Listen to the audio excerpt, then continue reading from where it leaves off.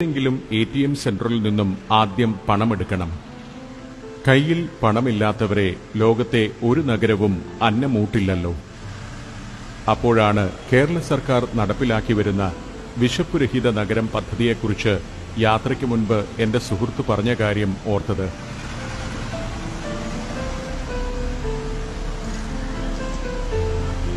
കയ്യിൽ പണമില്ലാത്തവർക്കും ഇവിടെ ഉച്ചഭക്ഷണം നൽകുമത്രേ. എങ്കിൽ പിന്നെ ആ ഭക്ഷണശാലയിൽ നിന്നാകാം ഇന്നത്തെ ഉച്ചഭക്ഷണമെന്ന് ഞാൻ തീരുമാനിച്ചു. കോവിഡ്-19 സാഹചര്യമൊക്കെ ആയതുകൊണ്ടാവണം തലസ്ഥാന നഗരത്തിലും ഭക്ഷണശാലകളിലും തിരക്ക് നന്നേ കുറവാണ്. പല ഭക്ഷണശാലകളും അടഞ്ഞുകിടക്കുന്നു. ഇവിടുത്തെ നഗരസഭയുടെ നേതൃത്വത്തിൽ തമ്പാനൂർ ഓവർബ്രിഡ്ജിന് സമീപത്തായാണ് സൗജന്യ നിരക്കിൽ ഭക്ഷണം നൽകുന്ന ജനകീയ ഹോട്ടൽ നടത്തുന്നത്. ഇതുപോലെ 14 ജില്ലകളിലായി 1000-ലധികം ഭക്ഷണ കേന്ദ്രങ്ങളാണത്രേ LDF സർക്കാർ സംസ്ഥാനത്തുടനീളം ആരംഭിച്ചിരിക്കുന്നത്. വെറും 20 രൂപയുണ്ടായാൽ ഇത്തരം ഭോജനശാലകളിൽ നിന്നും സുഭിക്ഷമായി ഉച്ചഭക്ഷണം കഴിക്കാം. കുറച്ചധികം പേർക്ക് സൗജന്യമായും ഈ കേന്ദ്രങ്ങളിൽ നിന്നും ഭക്ഷണം നൽകുന്നുണ്ട്. ഞങ്ങൾ ഓവർബ്രിഡ്ജും കടന്ന് ജനകീയ ഹോട്ടൽ സ്ഥിതി ചെയ്യുന്നിടത്തേക്ക് എത്തിയിരിക്കുകയാണ്. എന്റെ സാരഥി വാഹനം പാർക്ക് ചെയ്യാൻ ഒരുങ്ങുകയാണ്. നേരെ മുന്നിൽ അക്കാണുന്നതാണ് ഇവിടുത്തെ ജനകീയ ഹോട്ടൽ. ആദ്യ കാഴ്ചയിൽ തന്നെ ആകർഷകമായ കെട്ടിടം. ചെറുതെങ്കിലും പുറത്തും അകത്തും ഒരുപോലെ വൃത്തിയുള്ള അന്തരീക്ഷം. ലോകത്തിലെ ഏറ്റവും വലിയ സ്ത്രീ കൂട്ടായ്മയായ കുടുംബശ്രീയുടെ സംരംഭമാണ് ഈ ഭോജനശാല.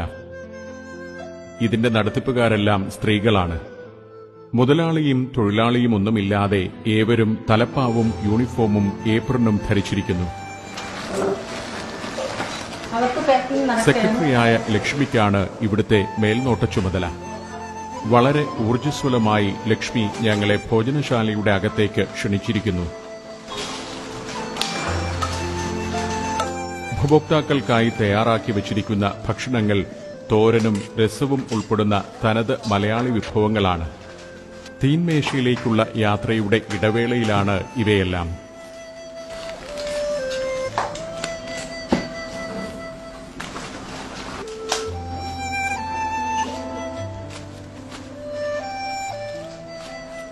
ദിവസവും പുലർച്ചെ 3 മണി മുതലാണ് ഇവരുടെ സജീവമായ ഒരു ദിനം ആരംഭിക്കുന്നത്.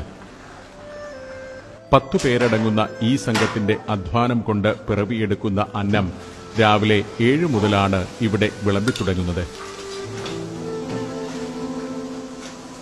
അതിരാവിലെ മുതൽ ഈ ഭക്ഷണപ്പൊതികൾക്കായി പലരും എത്തിത്തുടങ്ങും. ആദ്യം പാക്ക് ചെയ്യുന്ന ഭക്ഷണപ്പൊതികൾ മിക്കപ്പോഴും ഉച്ചയോടെ തന്നെ വിതരണം ചെയ്യും.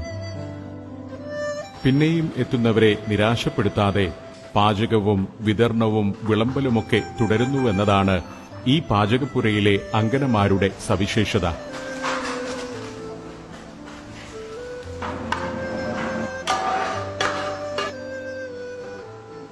ഭോജനശാലയിൽ തിരക്ക് കൂടി വരികയാണ്.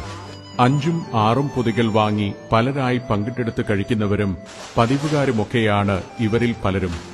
ചിലർ ദൂരെ നിന്നും സൈക്കിളിലും കാൽനടയായും എത്തി പൊതികൾ വാങ്ങുന്നു. കാത്തിരിക്കുന്നവരുടെ അരികിലേക്ക് പോകുന്നു. ഭക്ഷണം വാങ്ങി വാഹനങ്ങളിലും മറ്റും ഇരുന്ന് കഴിക്കുന്നവരുമുണ്ട്. ഈ ഭോജനശാല ഇവർക്കെല്ലാം സ്വന്തം വീട് പോലെയാണ്. ഇവിടുത്തെ രുചിയും സർക്കാരിന്റെ കരുതലും ഉപേക്ഷിച്ചു കളയാൻ ആരും തയ്യാറല്ല. വിശക്കുന്നവന്റെ വിളി കേൾക്കുന്ന ഒരു സർക്കാരും വിശപ്പുരഹിത കേരളം പദ്ധതിയും ഇവിടെയുള്ളത് വലിയ അനുഗ്രഹമായാണ് ഇവരിൽ പലരും കാണുന്നത്.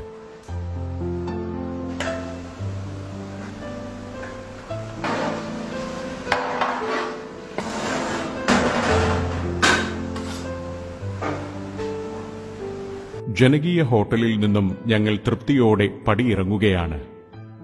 സർക്കാരിന്റെ കരുതലുള്ള ഒരു വീട്ടിൽ നിന്നും അവരുടെ സൽക്കാരം ഏറ്റുവാങ്ങി തൃപ്തിയോടെയാണ് മടക്കം. വിദേശ രാജ്യങ്ങളെയും വെല്ലുന്ന ഈ കേരള മോഡലിൽ ഇതുപോലെ ഒരുപാട് മനുഷ്യജീവനുകൾ ഉച്ചസമയത്ത് എന്നും മനം നിറഞ്ഞുകൊണ്ട് ജീവിക്കുമെന്ന കാര്യം ഉറപ്പാണ്.